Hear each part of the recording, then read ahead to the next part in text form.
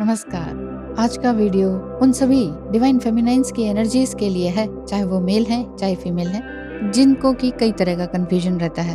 तो एक क्वेश्चन है जो कि आप नाम नहीं ले सकते हैं, उन्होंने कहा है कि नाम नहीं बताइएगा। क्वेश्चंस उनके बहुत सारे हैं, आपके भी होंगे। तो do masculine have avoidant personality and how to deal with it? तो कैसे करें? तो ये सवाल काफ़ी गहरा है और मंथन करने लायक है। यानी कि आपके सवाल है ना, अभी तो पहला लिया मैंने, और भी कई हैं।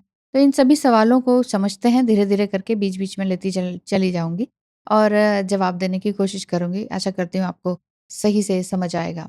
तो मेन बात यही है इसमें कि आगे अनकंडीशनल लव क्या होता है, लव एक्चुअली है क्या, ट्रू लव क्या है, इस सब के बारे में बताएँगे।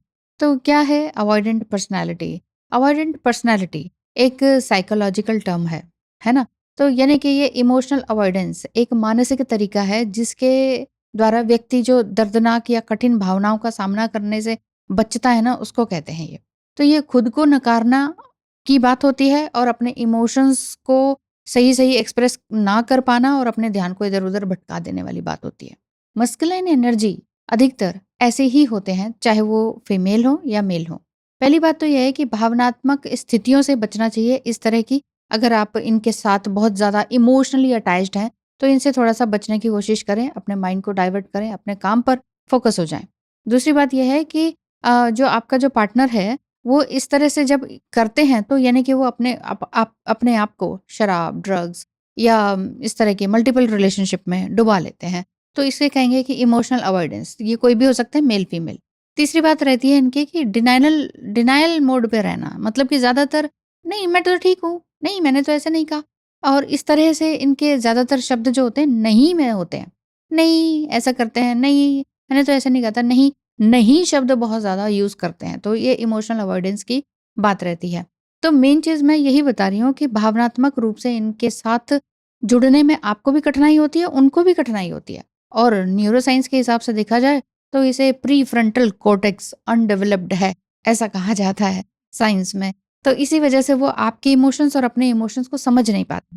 अगर आपको लगता है कि किसी लड़के का या डिवाइन मस्कुलाइन का उसके अंदर अवॉइडेंट ट्रेट्स हैं, तो ये उनको समझने में आपको थोड़ा-सा मुश्किल हो सकती है, लेकिन ओपन कम्युनिकेशन यदि आप रखें उनके साथ कि प्लीज़ आराम से बताओ। लेकिन अगर आप कहेंगे जल्दी बताओ, आप ऐसे कर रहे हो, आप वैसे कर रहे हो, अगर शिकायती लहज़े में अगर आप बात करेंगे, तो वो ज़रूर से ज़रूर अवॉइड ही करेंगे। इसीलिए डिवाइन मस्कुलाइन जो अनहेल्दी एनर्जी होती है, वो रन करती है।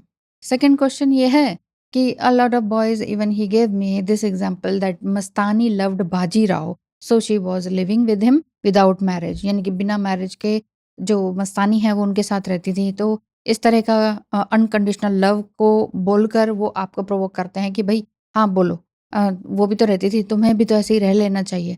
तो देख लेते हैं कि क्या एग्जाम्पल है और क्या अनकंडीशनल लव है। एक्चुअली जो अनकंडीशनल लव है, इसका मतलब ये होता है कि बिना किसी शर्त के प्यार देना। तो मस्तानी ने बाजीराव को प्यार तो किया, लेकिन उनका रिश्ता सिर्फ एक पर्सन से प्यार करने तक ही सीमित नहीं था, बल्कि बाजीराव को अपने राजा होने के नाते भी सोसाइटी और उसके जितने भी नॉर्म्स थे, उनका भी तो सामना करना पड़ा था। वो राजा थे, वो भी एक राजा की बेटी थी। तो बाजीराव कौन थे? बाजीराव मराठा एम्पायर के एक प्रसिद्ध और महान राजा थे। उनका जन्म जो है 18 अगस्त 1700 को हुआ था और उन्होंने जो है 1720 से 1740 के बीच में मराठा एम्पायर यानी कि पेशवा के रूप में काम किया था, प्राइम मिनिस्टर जिसे कहते हैं। बड़े अच्छे से उन्होंने अपनी सेवाएं दी थी। मस्तानी की बात करें तो मस्तानी बाई का जो जन्म है वो 1699 में हुआ था। वो मध्य प्रदेश की राजा की बेटी थी और एक मुस्लिम राजपूत खानदान से आती थी। And she was the second wife of the Maratha Peshwa यानी कि प्राइम मिनिस्टर बाजीराव। एक बात और बता दूं, विदाउट मैरिज बाजीराव के साथ वो नहीं थी, वो सेकेंड वाइफ थी उनकी। बाजीराव ने मस्तानी को अपनाया, लेकिन सोसाइटी ने उनका ये रिश्ता कभी भी पूरी तरह से स्वीकार नहीं किया था। आपने जो क्वेश्चन पूछा वो उसमें आपने ये भी मेंशन किया है, बात बिल्कुल सही है कि लोगों ने स्वीकार नहीं किया था, सोसाइटी ने, उनकी प्रजा ने। तो वो मुस्लिम बैकग्राउंड से आती थी और ये बिल्कुल ही अपना मराठा ब्राह्मण। तो मस्तानी का बाजीराव को अपनाना अनकंडीशनल लव का एक एग्जाम्पल बिल्कुल हो सकता है, लेकिन ये अनकंडीशनल लव का दूसरा पहलू है। अपने आप को समर्पित करना और अपने प्रेम में विश्वास रखना, ये सबसे ज्यादा जरूरी है कि नहीं? जो कि उन्होंने बाजीराव के लिए किया था। लेकिन साथ ही कई प्रकार के राजनीतिक और कई प्रकार की जो इमोशनल समस्याएं थी, उनका भी तो सामना करना पड़ा था। जो इस तरह के एग्जाम्पल देकर आपको इंसिस्ट कर रहे हैं कि तुम्हें भी मस्तानी की तरह मेरे साथ रहना चाहिए, चाहे मैं कुछ भी करूं। तो उनमें बाजीराव यानी कि राजा, मराठा साम्राज्य के पेशवा यानी कि प्राइम मिनिस्टर जैसा, और ग्रेट मिलिट्री जनरल जैसा कुछ होना भी तो चाहिए, वो एसेंस। अगर आपको लगता है कि हाँ सही कह रहे हो आप, तो ये वीडियो उनको दिखाइए जिन्होंने इस तरह से आपको बोला है कि बाजीराव और मस्तानी का एग्जाम्पल दिया है। यदि आपको टैरो रीडिंग, एस्ट्रोलॉजी या फिर कंसल्टेशन की ज़रूरत है तो स्क्रीन पे दिखाए नंबर पर मैसेज करें और पता करें फीस स्ट्रक्चर, ताकि आपकी और मेरी बात करने का टाइम स्लॉट फिक्स हो सके। Remember this, love without respect is not true love. अगर कोई लड़का अपने रिलेशनशिप में मल्टीपल अफेयर रखता है, लेकिन एक लड़की को यानी कि डीएफ को, जो भी दोनों ही अनहेल्दी हैं, उनको इंसिस्ट करता है कि उससे प्यार करे, उसी तरह से करे, पूरी तरह से सरेंडर रहे, मैं चाहे कहीं भी जाऊं, तुम मेरे लिए टिकी रहो, तो दिस इज नॉट लव। ये प्यार का कोई रूप नहीं है, ये एक अनहेल्दी लव है। प्यार में रिस्पेक्ट जरूरी है, प्यार में कमिटमेंट और लॉयल्टी होना भी जरूरी है। मानते हैं आपके नहीं? Yes, you are right. So we should not leave our respect for the sake of love. ये जो आपने सवाल किया है उसी में आपने ये मेंशन किया है, तो बिल्कुल सही बात है। अब बात करते हैं उनके थर्ड क्वेश्चन की। People use this to keep a relationship, giving it as an example of unconditional love. आगे वो पूछती हैं, what does unconditional love mean? मतलब क्या है अनकंडीशनल लव का? इस तरह के एग्जाम्पल दिए जाते हैं। तो कौन से एग्जाम्पल? इस तरह का कि बुल्ले शाह, जहर देख के भी पीता ते के पीता, इश्क सोच के किता ते की किता, दिल दे के दिल लेण दी आस रखी, प्यार एहो जिहा किता ते की किता। मतलब कि प्यार इस तरह से किया तो क्या किया, सब कुछ देखभाल के, कैलकुलेशन करके, यानी कि कंडीशनल लव कर रहे हो तुम। इस तरह का अगर कोई लड़का आपको बोलता है तो क्या मतलब हुआ? बुल्ले शाह का प्यार और इश्क बिल्कुल डिवाइन है, रूहानी है, ईश्वर से संबंधित है, गॉड से संबंधित है, गॉड को समर्पित है, पूरी तरह से गॉड को समर्पित है इन सबके प्रेम, चाहे वो कबीर दास जी के हों, चाहे वो मीरा के हों। जहर वेग के पीता, या इसका क्या मतलब है? इश्क वेग के किता, इसका मतलब ही यही है कि वो अपने रूहानी अनुभव को व्यक्त कर रहे हैं, किसी पर्टिकुलर व्यक्ति के लिए नहीं बोल रहे। ये वर्ल्डली डिजायर, दर्द और ये जिस तरह के स्ट्रगल हैं, वो सभी कुछ खुदा को समर्पित कर देने की बात कर रहे हैं। वो गिव अप करने की बात नहीं कर रहे हैं, सरेंडर करने की बात। ये जो शायरी है, ह्यूमन के बीच के प्यार के लिए नहीं है, बीच के प्यार के लिए, ह्यूमन के बीच के प्यार की नहीं है, ईश्वर से लगन लगानी है। बार बार तो यही बोलती हूँ, अलाइन हो जाइए ईश्वर से, किसी को भी ध्याइए, किसी भी ईश्वर को ध्यान लीजिए, आप किसी भी धर्म में उसमें लगे रहिए। तो आपके जो इंडिविजुअल डिजायर्स हैं, अटैचमेंट्स हैं, एक्सपेक्टेशंस हैं, अपने प्यार को खुदा को समर्पित करना होता है, ईश्वर को समर्पित करना होता है, यूनिवर्स को समर्पित करना है। रूहानी मिशन है ये, इसीलिए इसे स्पिरिचुअल मिशन कहते हैं। आपका एक स्पिरिचुअल मिशन है, लेकिन स्पिरिचुअल मिशन के लिए आपको कहीं जाना नहीं है। अनकंडीशनल लव व्यक्ति से नहीं करना है, ईश्वर से करना है। ईश्वर हमसे नहीं कर रहा है, हम जैसे भी हैं कितनी सारी गलतियां करते हैं ना गलतियां। तो लव एंड रिस्पेक्ट होना जरूरी है, पहले अपने लिए, और ईश्वर के लिए तो हम समर्पित हैं ही, वो तो हमें प्रेम करता ही है। लव अपनी पूरी श्रद्धा के साथ, खुद के साथ किया जाए सबसे पहले, लेकिन रिस्पेक्ट अपने आप को भी दी जाए और दूसरों को भी इज्जत दी जाए। ये दोनों, गिव एंड टेक, रेसिप्रोकेशन, दोनों ही जरूरी है।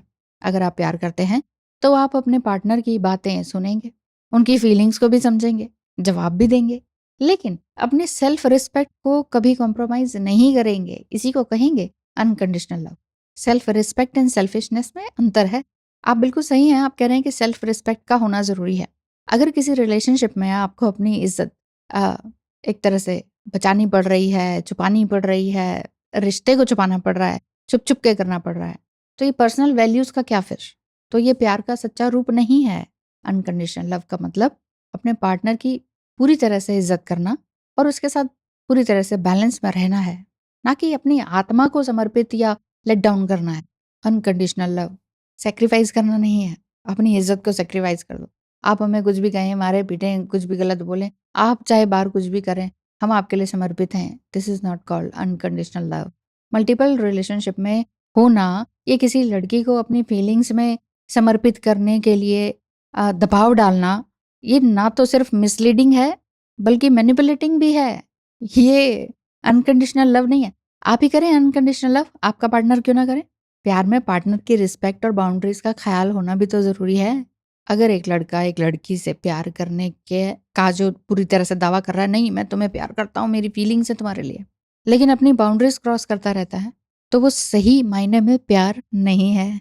अगर एक लड़का अपनी लॉयल्टी और कमिटमेंट को समझ नहीं पा रहा है, या उसका फोकस सिर्फ अपने चाहतों पर ही टिका हुआ है कि मैं जो चाहूँ वही ठीक है, तुम मेरे हिसाब से ढलो हर समय हर वक्त और फ्यूचर में भी, तो वो प्यार नहीं है।